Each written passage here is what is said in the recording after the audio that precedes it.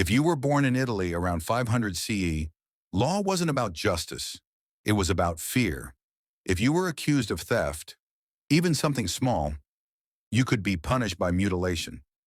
Your hand might be cut off in public to make an example of you. But worse than that was trial by ordeal. You might be forced to hold red-hot iron. If your burns healed cleanly, you were innocent. If not, God had judged you guilty. Pain wasn't the punishment. Pain was the proof. Now imagine being born in England in 900 CE. Here, punishment was tied to social order.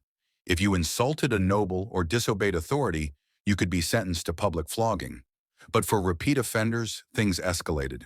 You might be branded with hot iron, your crime burned permanently into your skin. Some criminals weren't executed. Instead, they were made outcasts. Ears cut off, nose sliced, left alive but marked forever. Survival didn't mean freedom. It meant living as a warning. In China around 1000 CE, punishment was precise and terrifying. Crimes were ranked carefully, but shame mattered more than mercy. For corruption or betrayal, you could face tattoo punishment. Your crime would be tattooed onto your face or forehead for everyone to see. But for serious offenses, there was slow slicing. Your body wouldn't be destroyed at once. Pieces would be removed over time. Not to kill you quickly, but to break you. Death was delayed. Pain was the message.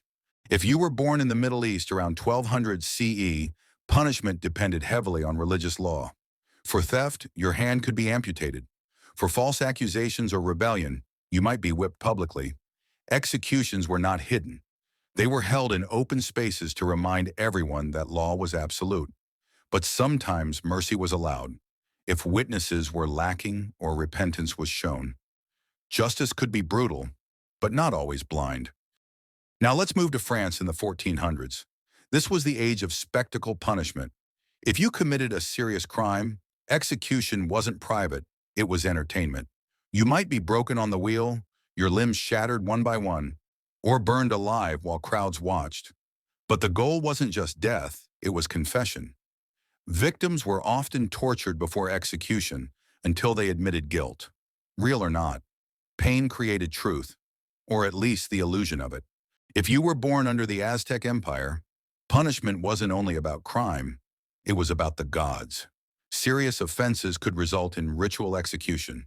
Your heart might be removed while you were still alive, offered as a sacrifice. But even minor crimes weren't safe. Drunkenness, theft, or disrespect could lead to enslavement or death. Punishment wasn't personal, it was cosmic.